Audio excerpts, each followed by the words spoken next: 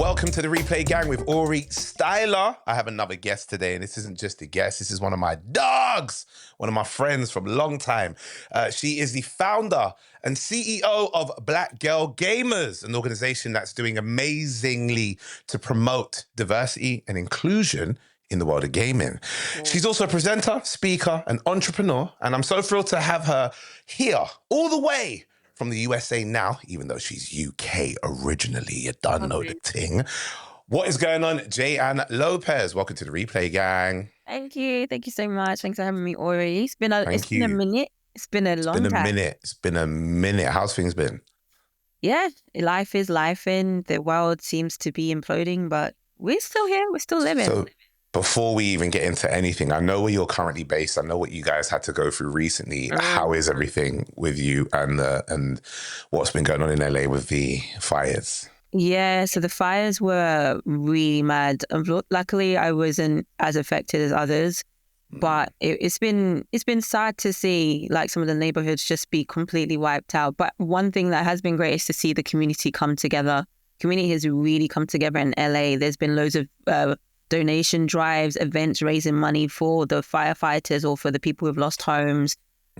Just loads of like different hubs. So there's one at Walk Good Yard that is like a space owned by, I think, the son of Cheryl Lee Ralph, in fact. And it's like a volunteer thing and a drive where you bring things according to the list and then you can volunteer to sort things out. So there's been a lot of community coming forward and like donations and stuff. So even the other day, Robert Glasper had a show and like the proceeds, it was like a benefit and all the proceeds went to the Altadena people who had been affected by that neighborhood being wiped out specifically and stuff. So you could donate and all that. So the effort from the community just across race, gender, background has been really, really inspiring to see. That's good. It often, not always, but often takes a tragedy to wake everybody up to see how a community can come together and really be self-supportive. We've seen it. We saw it here. I mean, the last time I really saw it was something wasn't as widely spread, but just as devastating was Grenfell. And you saw just everybody, especially those, I mean, everyone from all around London, but very much West London and Northwest London were just boots on ground. Yeah. Let's get down and let's see what we can do. How do we raise money? How do we make sure some of these people who are displaced have somewhere to go? How do we support the families of the people that we lost in the fire? And it takes a tragedy sometimes to really remind you just why a community is important. Yeah, and I think even as a British person, sometimes it's more so about me supporting because I've come here to live here, you know. In the community, so might as well be a part of it. So it's really good to see that and to be a part of that too. I've been keeping up to date with things that you've been doing. What made you do the big relocation? What was the deciding factor? Many things. I was done with the UK for a bit. I think my personal journey needed to expand beyond the UK. I wanted to expand Black Girl Gamers beyond the UK in a bit, like connect with the community on the ground because a lot of our community are American and we're working on like strategies to bring more things to the American membership base over here. But also I had a job at the time too. So that kind of facilitated it, all kind of rolled into one at the time. I'm glad I moved. I love London, especially in the summer. London's beautiful. I love our culture. But I think just for me personally, it was necessary to leave home and explore and get that discomfort of growing in a different way. Relationships change, you change as a person.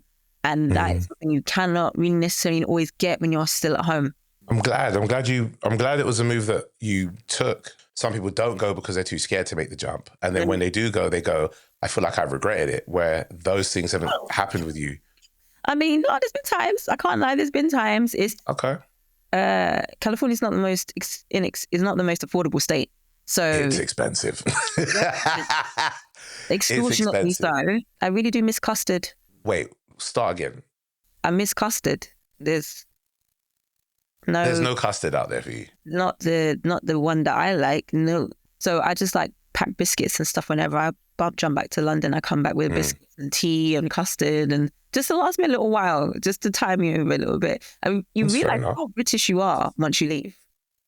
I wouldn't have said like these things would have been important to me, but they really are. They're my little comforts. There could be a business idea that, you know how you go to different places in the UK and you see like American sweet shops? Yeah. There might be the idea of having a British shop I think I saw one definitely, but I don't know how well it's doing, and I don't check for it, so I can't be doing that. That would be to be honest. If you don't check for it, then it's not great. And to be fair, the prices would be extortionate. Yeah. When I'm in Syracuse, in the mall, it's Destiny Mall. There is a shop that does international sweets, and they have loads of British sweets. And I'm looking at the prices, and I'm saying, you would pay for that? Nah, Are you dumb? Are you like Maltesers? $4? Are you dumb? Nah, I hold it get down. vexed. Just hold it I get down until you go back. vexed. Hold it down. There's no Hey, point. Dettol. I have to buy it from Costco and then bring it over So and drop it off. I'm looking at getting a Costco. I had a Costco membership in the UK, but I'm looking at getting one in the US. Well, obviously, like the shops like Target, etc., roll their DEI programs and initiatives and just like wording in their policies. And Costco's doubling down on business. So I'm wanting to kind of like wean myself off of those other stores. That's insane, right? Your whole like initiative with Black Girl Gamers and what you're now seeing with the administration is literally, you can like, yes, the administration isn't thinking we want to shut down Black Girl Gamers in particular, but what it stands for in terms of diversity and opening people's perception on who can play video games and allow for people that play video games, particularly like Black women who are gamers. And then you've got this kind of administration going, we don't care about your diversity. That must be a very jarring place to be in, where you stand for one thing and you feel like those in power stand for something completely different that's now shutting you down or shutting your form of expression down. It's extremely intimidating, but it started happening last year. It's not just because of it started happening in the run-up to the election. Yeah. I'm sure you're probably aware, but if you're not, like the whole Gamergate 2.0 situation, and it started like the rhetoric about pushback on quote unquote DEI, and they shortened that phrase specifically because DEI literally says inclusion. So if you're against inclusion, you're for exclusion, which shows that you're basically being a racist. One thing I noticed about whiteness and the way that it pervades and purports things, it likes to switch narrative, it likes to switch symbolism, and it likes to switch meaning. And by doing that, it allows people to believe something that's not true about DEI. So this was happening from time ago. And this is with like influencers, YouTubers, using the fact that we consulted on Forspoken to say that we shut down the studio, which is completely untrue and literally stated as untrue. A consultancy cannot do that. Like just basically, we're not the studio, we're not head honchos. You think Black walk in and talk about hair and texture and it shuts down the whole studio. It's ridiculous. And then there was a lot of harassment and abuse, lots of YouTubers making libelous, slanderous content, and it's just in droves. And this was before obviously Trump was in, but it's also due to the fact that, you know, Elon Musk took over Twitter, which is for a long time. That just gave everybody the platform. And so now that Elon Musk took over it and changed, you know, just some of the back end about the DEI and also the reporting. Even when we're reporting like things that we receive, like N-words, even dick pics, like being tweeted to us as well, like reporting them, they're not getting things are not getting taken down. It's just more toxic. I think that's the basic way to say it. More of a toxic platform. The signs were there already about where we were going in a way. So as someone that does advocate for diversity, equity, inclusion, all it does is prove my point, if I'm being real honest. Like all it does prove my point, because they never want to talk about the statistics about gaming and how many of the, according to GDC's 2024 report, how many of the actual leaders are white men, which is about 92%, I believe. But they want to talk about how many Black women actually work in the industry, which is probably less than 5%. They don't want to talk about the actual statistics. They just want to talk about the reason why the action that people are taking to try and level out these statistics, and then they're using sea lining and gaslighting and dog whistles to try and change that narrative. So we're not fighting a new beast. It's just louder. Let's go to the beginning of Black Girl Gamers. What is Black Girl Gamers? What's its mission? So Black Girl Gamers is a community born brand. So we started as a Facebook group, mostly because I was lonely and then couldn't find other Black women to game with. And two, because of the exclusion in the industry. Like at the time, there were about 14 probably Black female human characters. So like not elves, not dwarves, actual human, and playable. There were 14 in like at the time, and it was just ridiculous as well. And sometimes the representation was terrible. The lack of Black people in the industry, like after doing thorough research, I was like, we need a space. And one thing I had found is that a lot of spaces had become overrun because they let everybody in. And I'm very adamant about this space being a safe space for Black women, because when you open up the spaces, people who are toxic get in, bad actors get in. And even regardless if you're a Black woman, we have rules and conduct that you have to behave, adhere by when you come into our community. So we try and ensure a safe space. The one thing that I didn't want it just to be is just a safe space, but also a progressive one. So over time, we became more vocal about the gaming industry, calling out from not having Black women characters to not having Black influencers to not having Black people within the projects, or how many Black people working as devs or elsewhere in the industry. So just bringing to light the lack of representation, and over time, increasing that representation ourselves by consulting with studios such as Crystal Dynamics, Square Enix, and then also getting talent in space. So like Black women content creators and streamers, getting them to work with brands in times where they most likely would not have. And over time, also talking about Black female characters and Black women characters and why there's been a lack of that. And so after 2018, when we made a fuss about Overwatch #1, you saw these more Black female representation. So we've kind of been a pioneer in that space. We've been an all-encompassing kind of platform.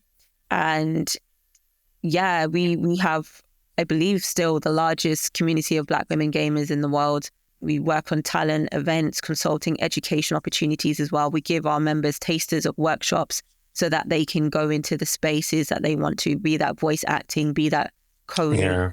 Do you know, it's so necessary. Seeing how much the video game industry is worth, is valued, how important and impactful it is worldwide, then seeing so little representation across the board of people behind the scenes, but then being a consumer of a video game. All of my guys growing up look just like me, play video games. Yeah. The amount of money that we've invested in playing into video games without having an investment in how we want the games to at least portray us, or how we want, or there are gamers or people, not gamers, there are people that who've grown to become developers who would love their input into video games, and how minimal that is across the board.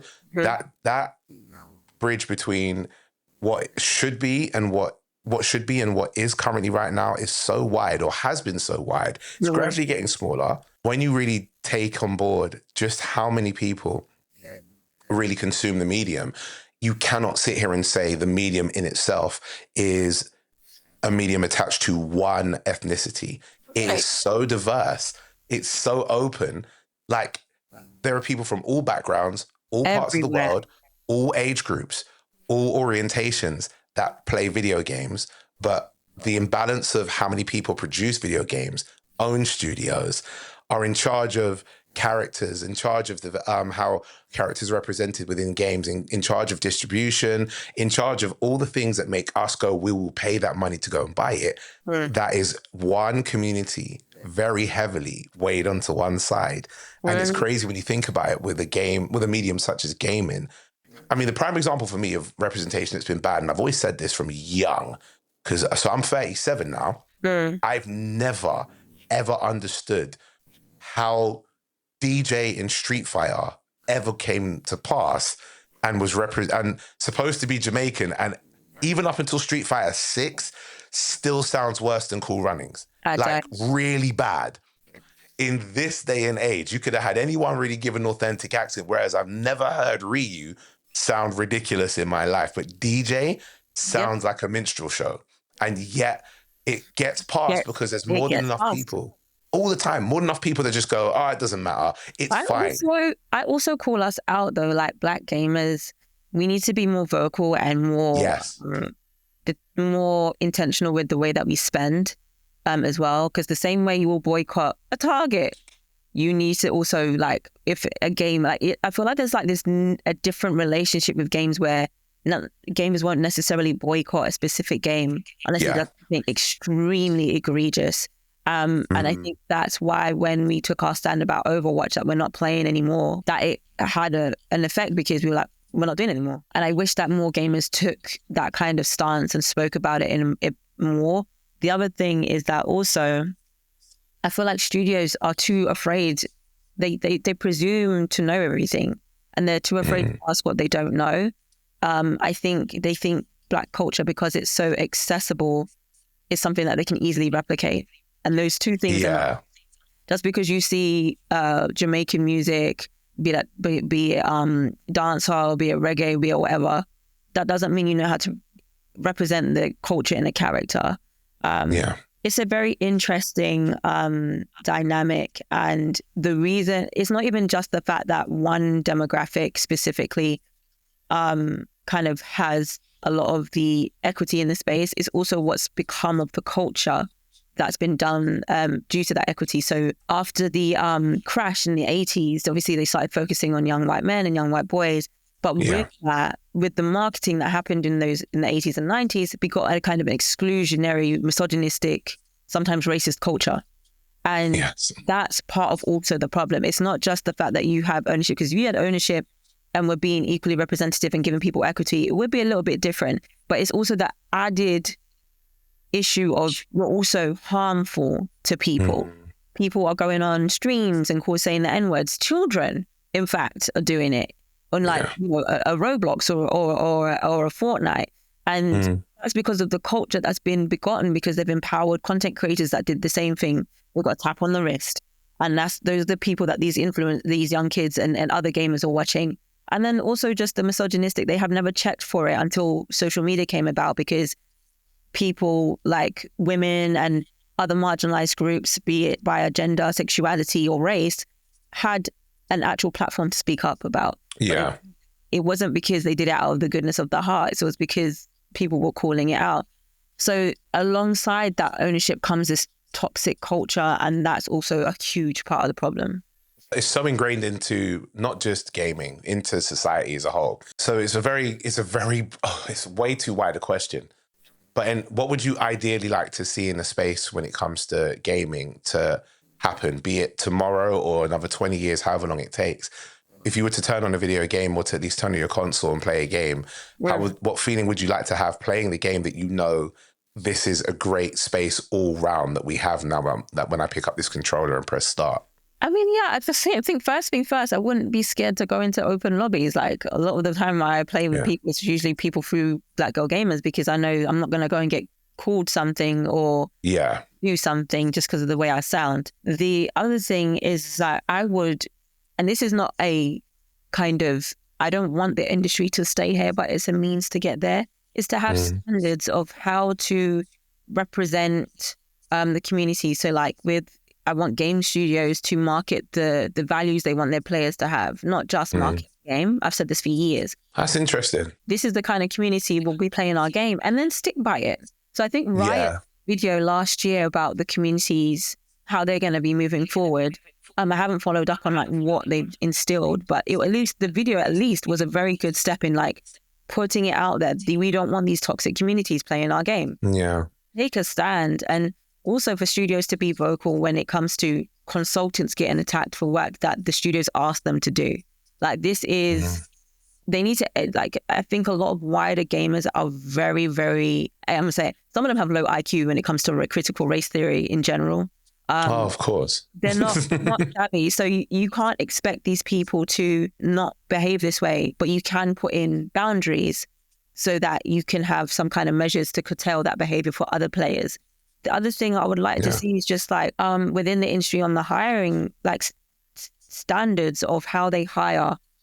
Because I see a lot of DEI policies being rolled back, which I think is the antithesis of what we need. Because given the narratives around marginalized groups in general and what's happening, that's the complete opposite of what you need. It's like the idea that DEI is the antithesis of being merit-based, which when it was there to solve the fact that hiring was not merit-based in the first place. Of course. I would love to see standards in the industry regarding their hiring practices that every studio has to adhere by, or at least major ones, because small ones, there may be a couple of friends coming together. But major ones that, are either conglomerates or have other studios underneath them, start adhering by these standards, start giving equal opportunity? There's a lot. It is a very wide question, but yeah, there's a lot. It's a very wide one. I know it. Like we say, it's a huge problem that's not just systemic within gaming. It's literally just how society, unfortunately, is set up, and gaming's obviously followed on as a result of how societal issues have been for such a long time. Very rarely, like super rarely, I won't play online. Just because I like narrative-based games. Same. And I like to go through, this is the thing. The idea of playing online with people that are, not even so much the negativity of it, like what I hear through the headset, because I just won't pick it up. I'll just leave it down. Knowing that if I do pick up the headset, you are going to get somebody that's going to be shouting out all sorts. It's one of those things that I go, ugh, I'm not really here for. Yeah, why are you shouting? Like, this is it, just to get angry. But one thing I love watching, I remember watching Call of Duty. I think it was Black Ops. It was somebody who was playing online, and there was a guy who heard a woman's voice on there. We already know where this is going to go. Guy's going to start saying, "Oh, shouldn't you be in the kitchen?" etc. All the stereotypical attacks. This girl bodied the entire game. Because you hear this woman just sunning everybody in the game. Yeah. Literally, is that what you're saying? All right, hold this. Okay, right in your head, and then respawn, and then literally where they've respawned, she's on another bit, sniper, bang, dead. This kid was crying. Make him cry. Yeah, exactly. You little 15, 16, 17-year-old who wanted to start cussing out the woman and stuff. It was crazy. When playing games, I wasn't cussing out people's mums. I wasn't doing all this. There's a difference between trash talk and toxic talk, and people don't know. And like, that's the problem. People don't know the difference. And also, I love that kind of content. I really do. But I also feel like we shouldn't even have to do this, regardless if we're better than you at games or not. Regardless of that, we should be able to play safely. We should be able to play. Of course. Have that. So as much as I like that content, and I love seeing women like people, I'm also, it shouldn't have to be made. You shouldn't have to have a certain level of skill to be taken seriously. Yeah.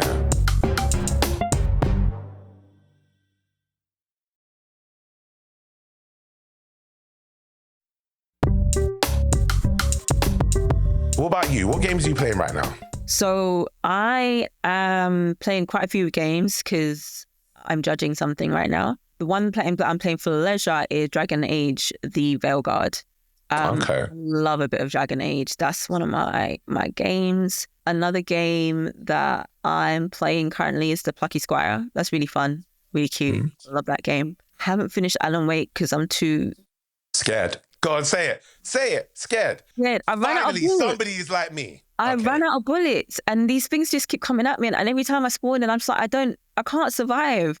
So listen, I've not played number 2. I completed number 1. I played number 1 recently, the remaster. Oh, you played it? Okay, so I played number 1 when it first came out, when I had it on the 360, right? Let me tell you something. I've never played a game that made me jump like that, because I play in my room, and I had a big TV in my room, TV at the end of the bed. I would sit in the bed, lights off, and I had surround sound in my room, right?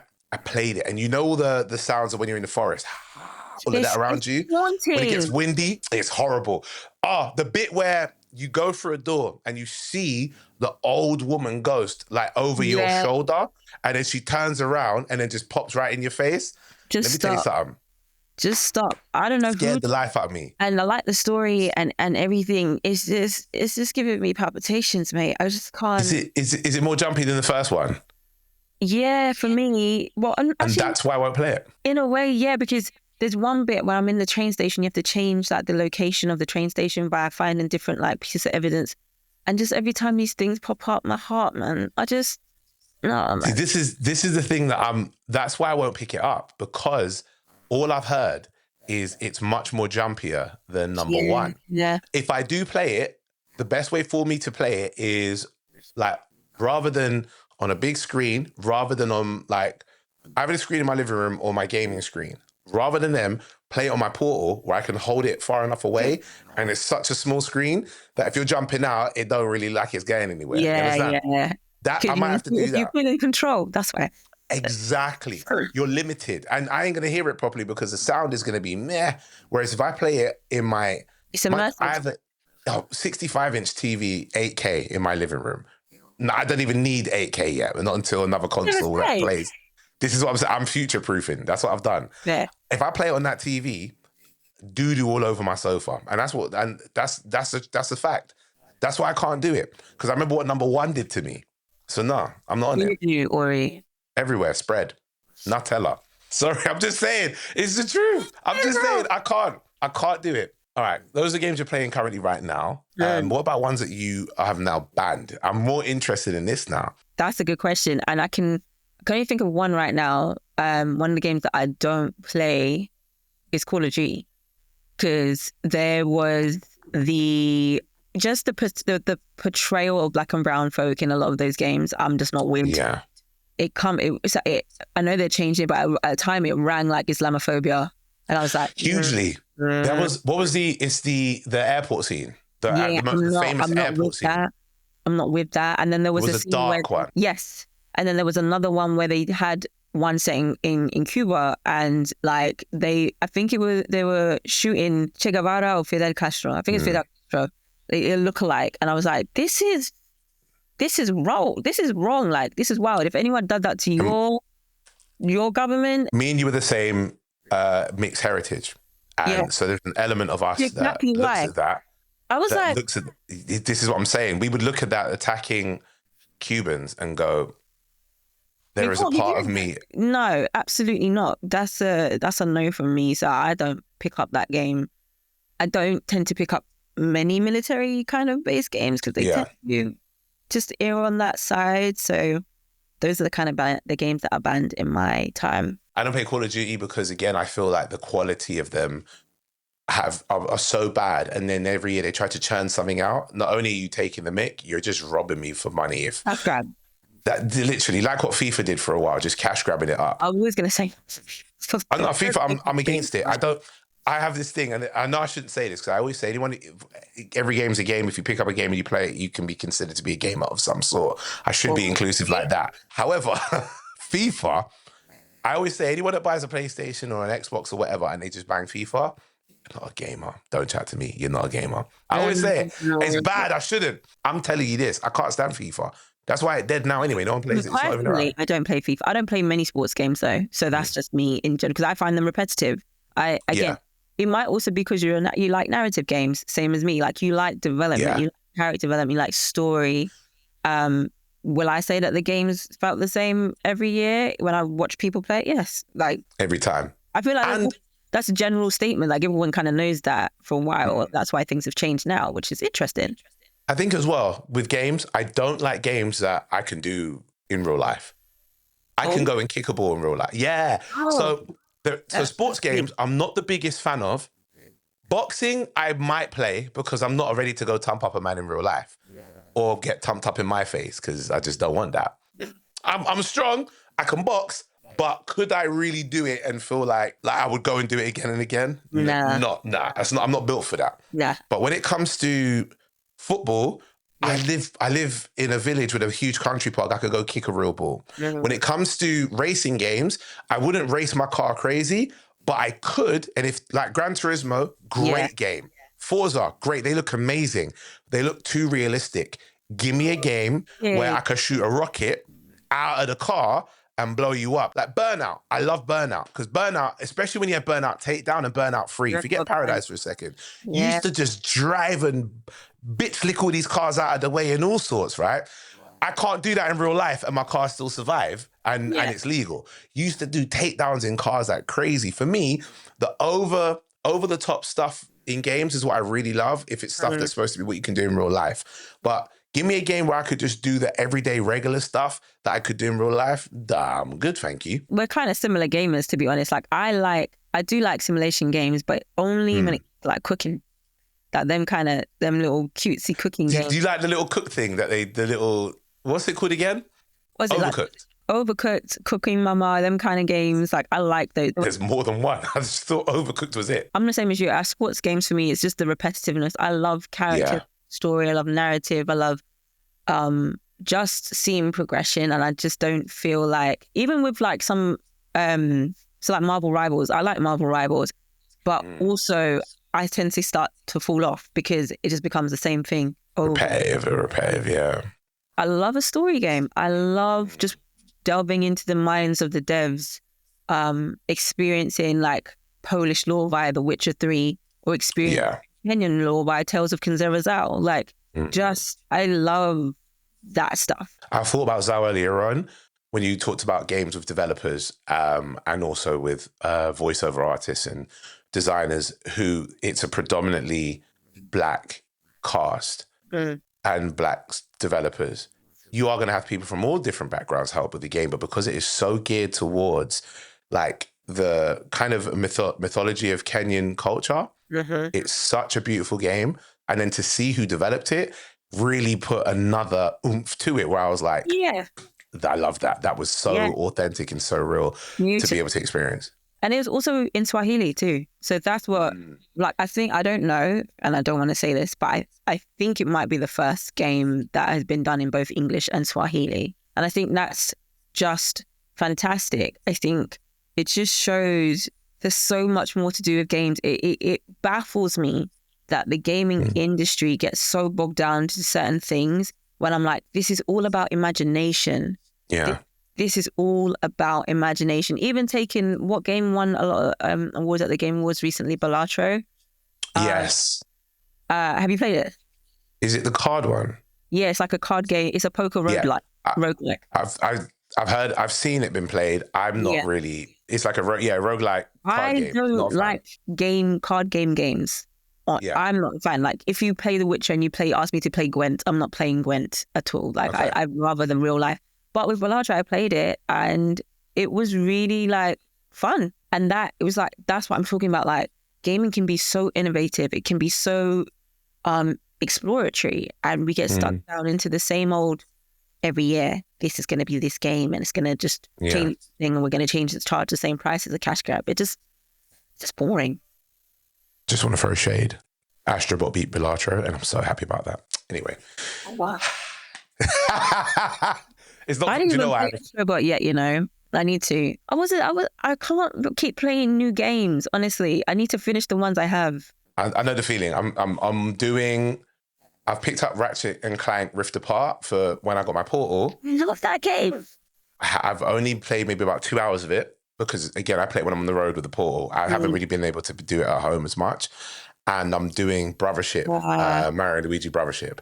I'll be honest, Mario Luigi Brothership is very repetitive. Very repetitive. It's cool. I'm not really a big RPG fan. I am a fan of Mario RPG games. So like Paper and the original Mario RPG.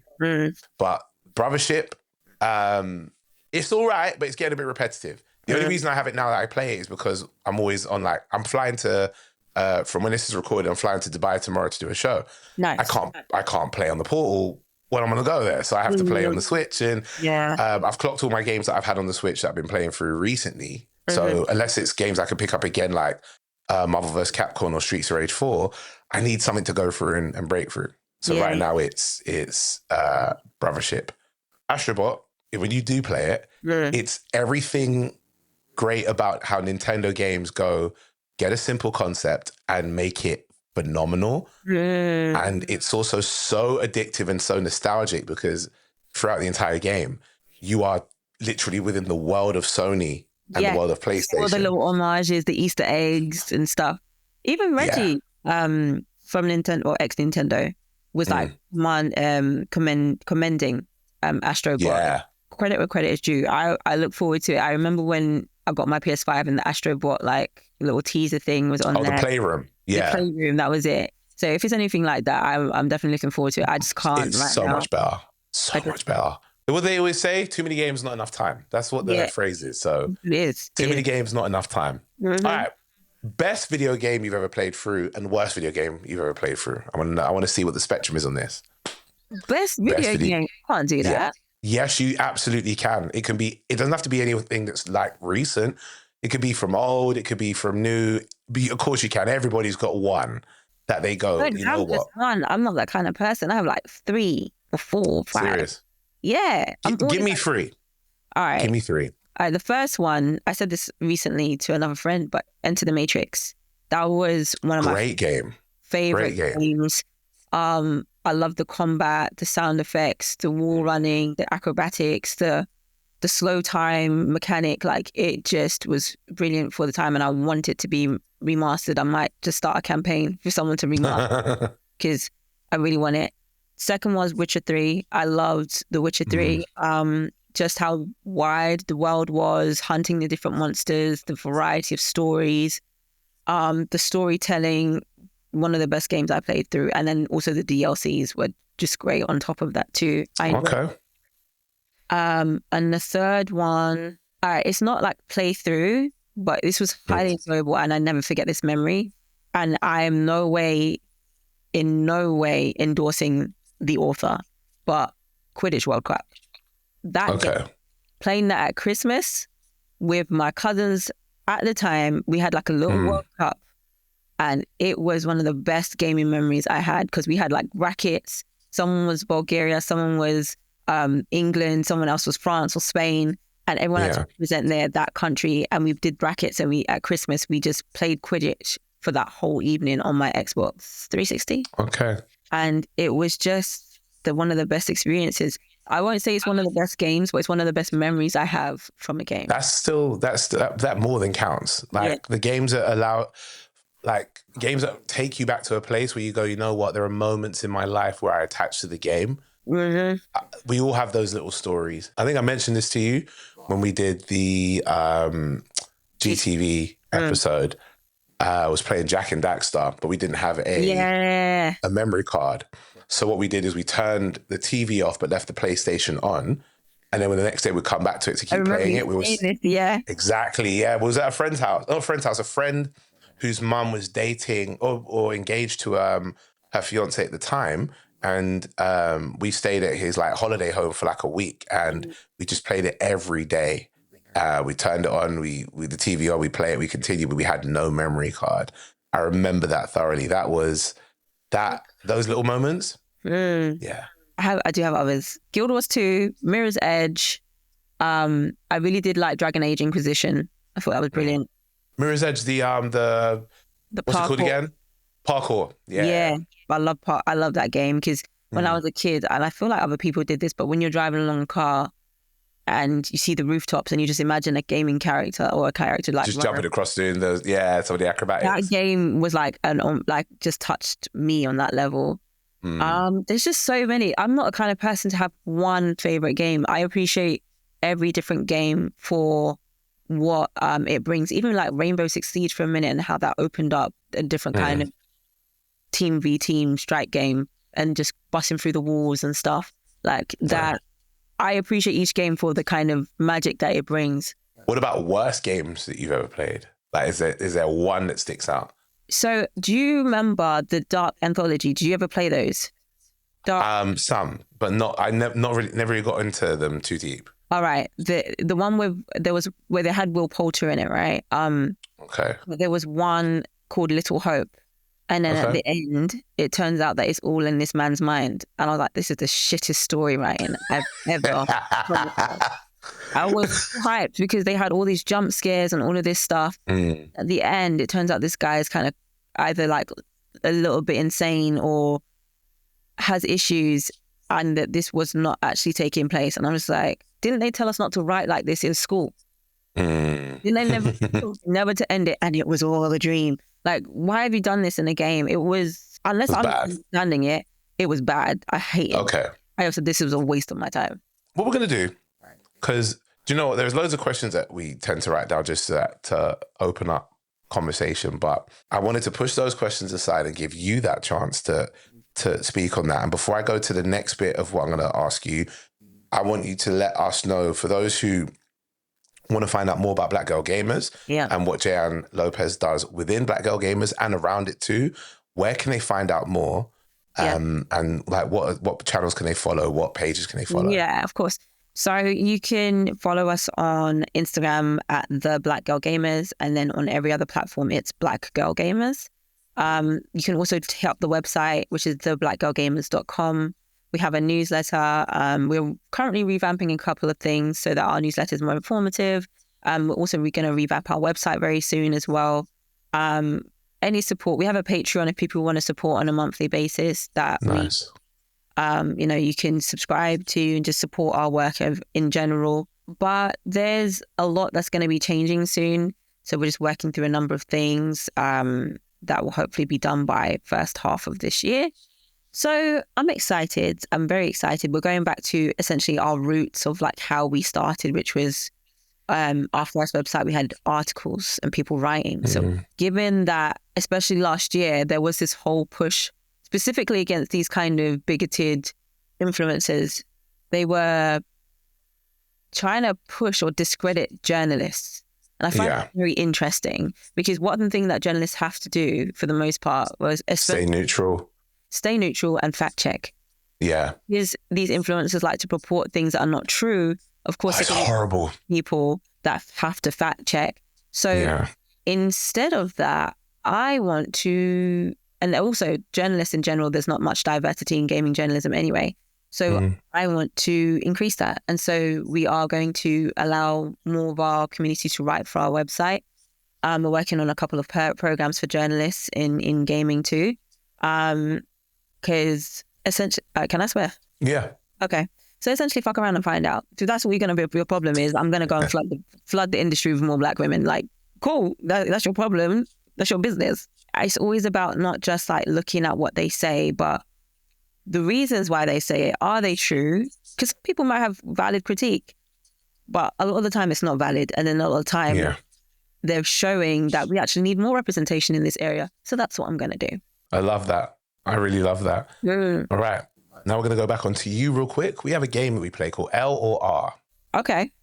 Right. It's very simple. It's a quick fire round. I'll give you one or two options. You just got to give me an answer as to one of those two things. Sega or Nintendo? Nintendo. Zelda. That's why. Okay. All right. I'll take that. Yeah. Good character choices or evil character choices? Evil. Evil character choice? You bad breed gal. Yeah. All right, then. You prefer evil character choices? Yeah, it depends. But a lot of the time, I just want to see what happens. Because sometimes the evil choices turn out to have good...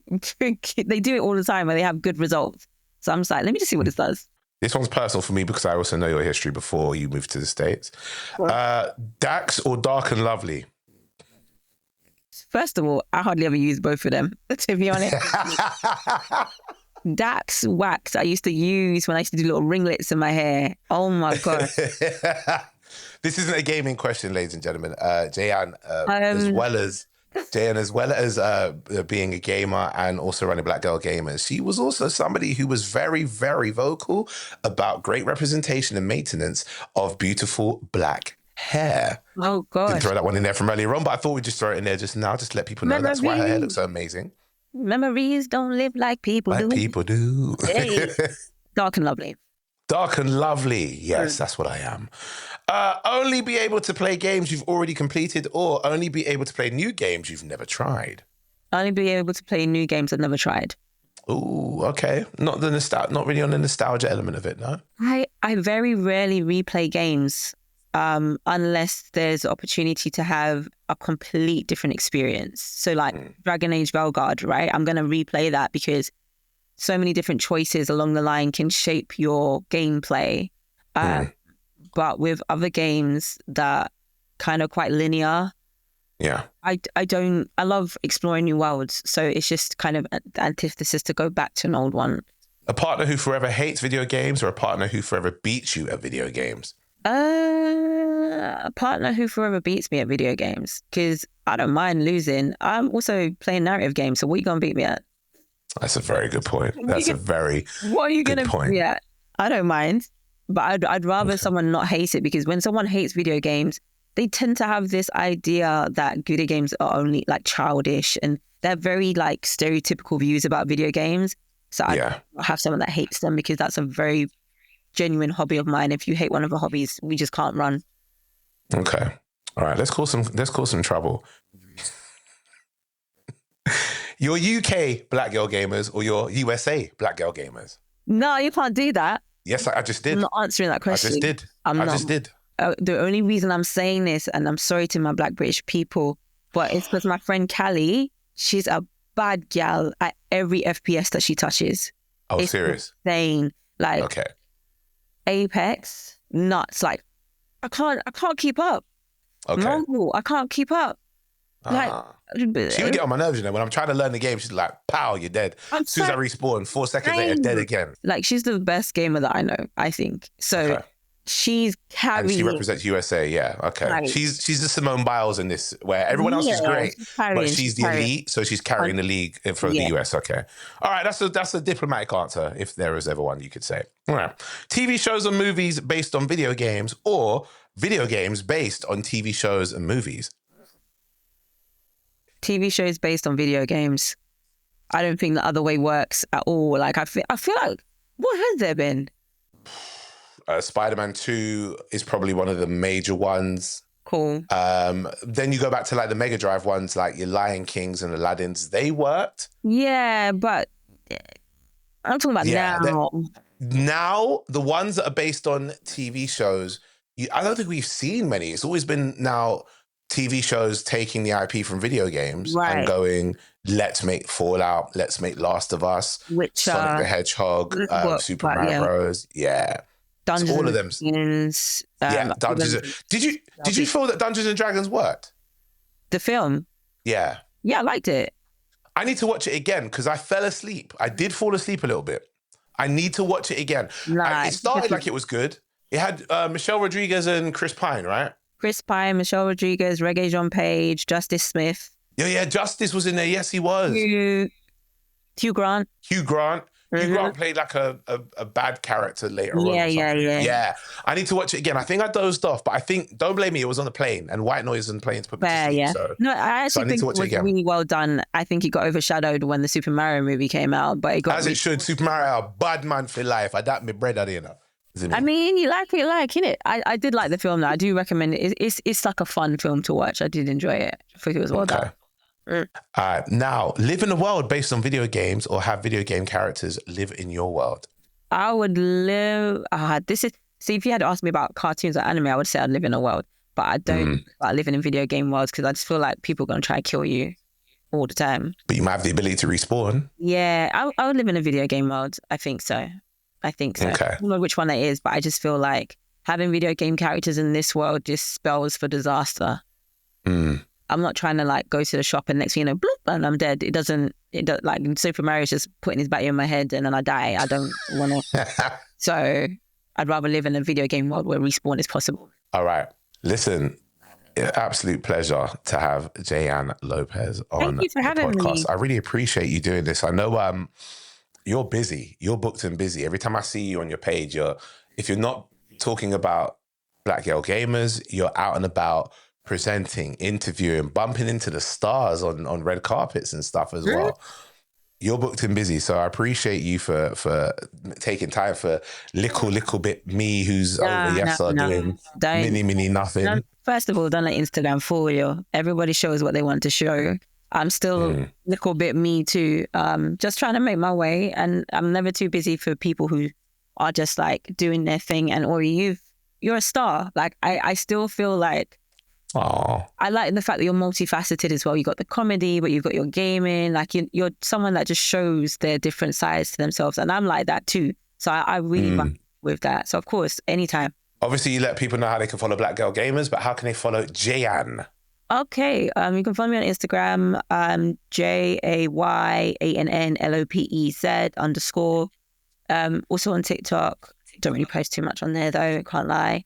I have started a Substack called Beauty in the Game, which is beautyandthegame.substack.com, where I kind of write about my love for games, beauty and fashion and the intersection. So I'm not sure if you saw like the Louis Vuitton Paris Fashion Week.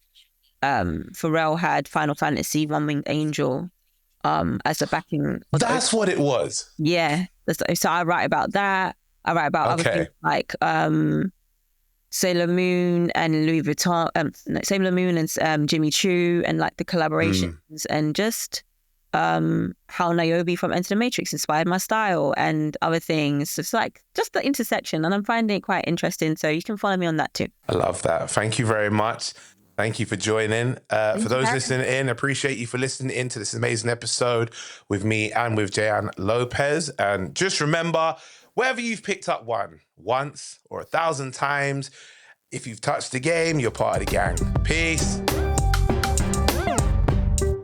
been listening to Aurie Styla's Replay Gang. The show is written and presented by me, Aurie Styla, and produced by Matt Nida. Replay Gang is a Wild Ambitions production. Leave us a rating, tell your friends, and we'll be back with another episode next week.